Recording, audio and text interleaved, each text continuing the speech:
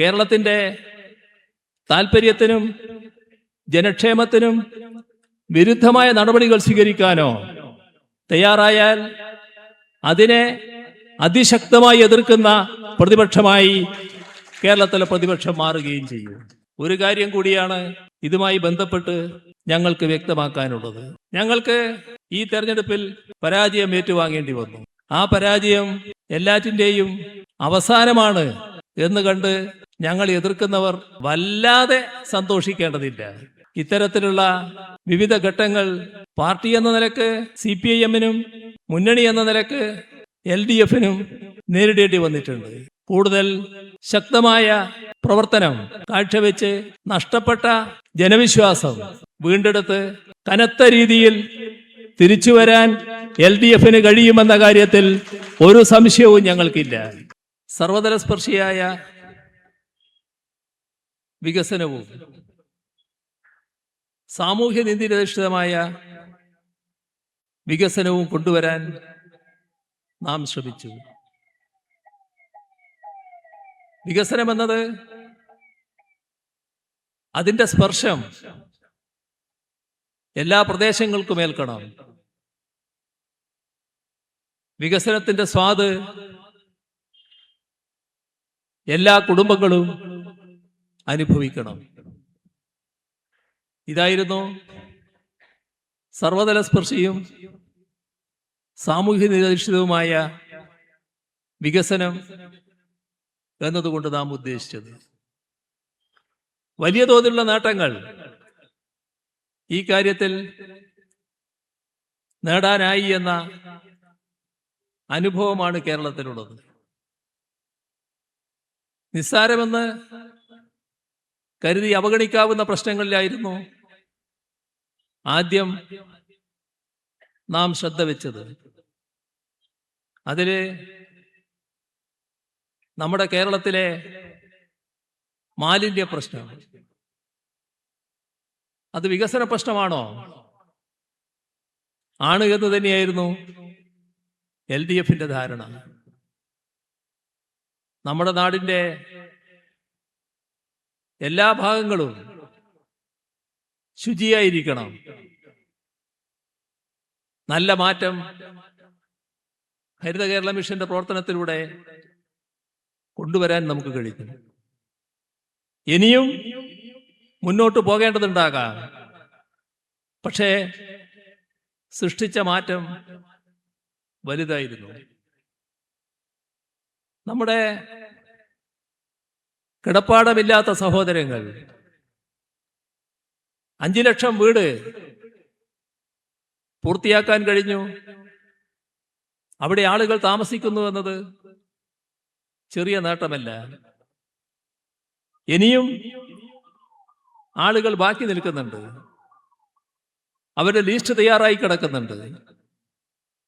അതുമായി ബന്ധപ്പെട്ട നടപടികൾ സ്വീകരിക്കേണ്ടതുണ്ട്. നമ്മുടെ ആരോഗ്യരംഗം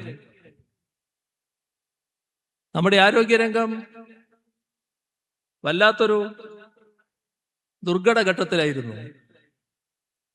അതിനെ ലോകം അംഗീകരിക്കുന്ന തലത്തിലേക്ക് ഉയർത്തിക്കൊണ്ടുവരാൻ കഴിഞ്ഞു.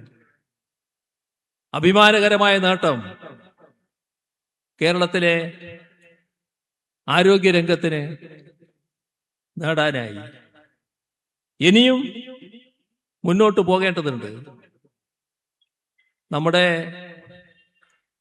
വിദ്യാഭ്യാസ രംഗം തകർന്നടിഞ്ഞു പോകുമായിരുന്ന പൊതുവിദ്യാഭ്യാസ മേഖല രാജ്യത്തെ ഏറ്റവും കരുത്തുറ്റ പൊതുവിദ്യാഭ്യാസ മേഖലയാക്കി മാറ്റാൻ നമുക്ക് കഴിഞ്ഞു. ഇനിയും കൂടുതൽ അഭിവൃദ്ധിയിലേക്ക് നീങ്ങേണ്ടതുണ്ടാകാം. ഉന്നത വിദ്യാഭ്യാസ മേഖല ദേശീയ തലത്തിൽ ശ്രദ്ധിക്കപ്പെടുന്ന ഒരു മേഖലയാക്കി മാറ്റാൻ നമുക്ക് കഴിഞ്ഞു. ഇനിയും മുന്നോട്ട് പോകേണ്ടതുണ്ടാകാം. അതോടൊപ്പം നാട്ടിൽ വന്നു ചേർന്ന മാറ്റങ്ങൾ, ആ മാറ്റങ്ങളുടെ ഭാഗമായി നാടിനുണ്ടായ അഭിവൃദ്ധി, ഇതെല്ലാം കേരളത്തെ അക്ഷരാർത്ഥത്തിൽ മാറ്റിമറിക്കുകയായിരുന്നു. നമ്മുടെ റോഡുകൾ, പാലങ്ങൾ, ഓവർബ്രിഡ്ജുകൾ, ഫ്ലൈ ഓവറുകൾ എല്ലാം കേരളത്തെ പുതിയൊരു മാനത്തിലേക്ക് ഉയർത്തുകയായിരുന്നു. ഇനിയും മുന്നോട്ട് പോകേണ്ടതുണ്ട്. നാഷണൽ ഹൈവേ പൂർത്തിയാകാനിരിക്കുന്നു. മലയോര തീരദേശ ഹൈവേയുടെ പണികൾ നല്ല രീതിയിൽ നടക്കുന്നു. ഇവയെല്ലാം അതിവേഗം പൂർത്തിയാക്കാൻ കഴിയേണ്ടതായിട്ടുണ്ട്. ഇത്തരം കാര്യങ്ങളിൽ മാത്രമായി ഒതുങ്ങുന്നതല്ല കേരളത്തിന്റെ വികസനവുമായി ബന്ധപ്പെട്ട പ്രശ്നങ്ങൾ. ശാസ്ത്ര സാങ്കേതിക മേഖലയിൽ അഭൂതപൂർവമായ നേട്ടങ്ങളും പുതിയ പദ്ധതികളുമാണ് ആവിഷ്കരിച്ചിട്ടുള്ളത്. ചിലതെല്ലാം യാഥാർത്ഥ്യമായി, ചിലതെല്ലാം അതിൻ്റെ വഴിക്കാണ്. ആ കാര്യങ്ങൾ മുന്നോട്ട് പോകേണ്ടതായിട്ടുണ്ട്. ഇവിടെ ഒരു കാര്യമാണ് വ്യക്തമാക്കാനുള്ളത്. ഈ കഴിഞ്ഞ നിയമസഭാ തെരഞ്ഞെടുപ്പിൽ LDF-ന് പരാജയമാണ് ഏറ്റുവാങ്ങേണ്ടി വന്നത്. 10 വർഷം ഭരിക്കുന്നവര് അവരൊന്ന് മാറട്ടെ, ഒരു മാറ്റം ജനാധിപത്യത്തിന് നല്ലതാണ് എന്ന ചിന്ത, അതാണ് തെരഞ്ഞെടുപ്പ് പരാജയത്തിന് പ്രധാനമായും ഇടയാക്കിയത്. ആ ജനവിധി പൂർണ്ണമായും ഞങ്ങൾ അംഗീകരിക്കുകയാണ്.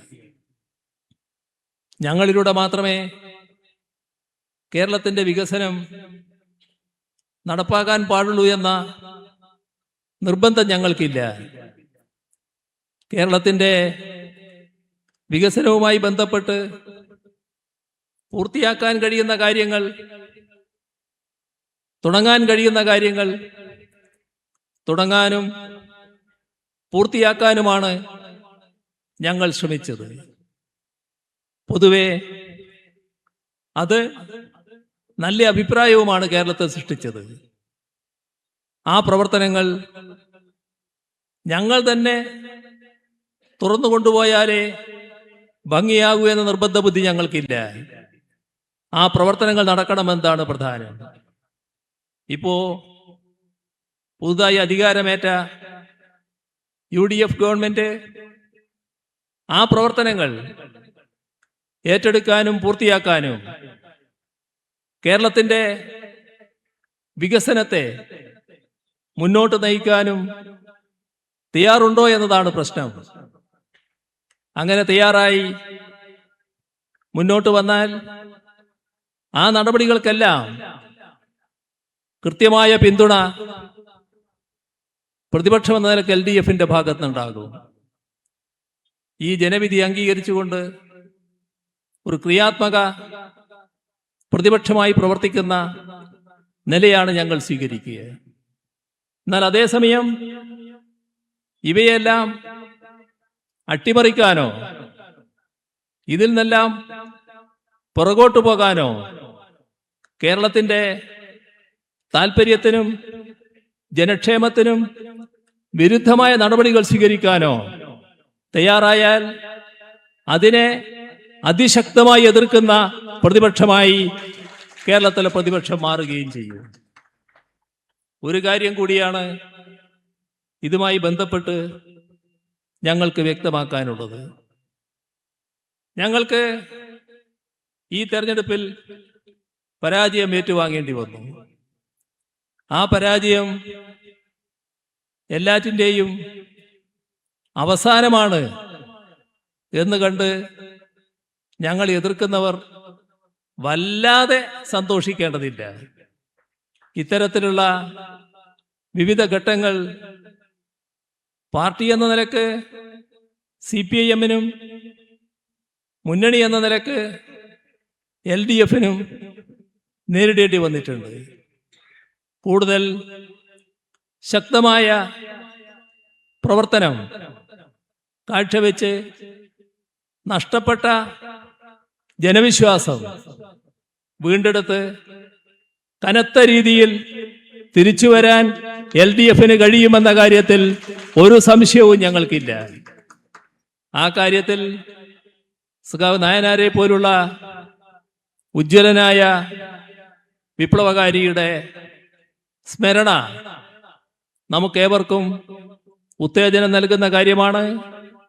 തുറന്നുള്ള പ്രവർത്തനങ്ങളിലൂടെ ഈ കാര്യം തെളിയിക്കാൻ നമുക്ക് സാധിക്കണം എന്ന് മാത്രം അഭ്യർത്ഥിച്ചുകൊണ്ട് നായനാരുടെ സ്മരണക്ക് മുന്നിൽ ആദരാഞ്ജലി അർപ്പിച്ചുകൊണ്ട് അവസാനിപ്പിക്കുന്നു.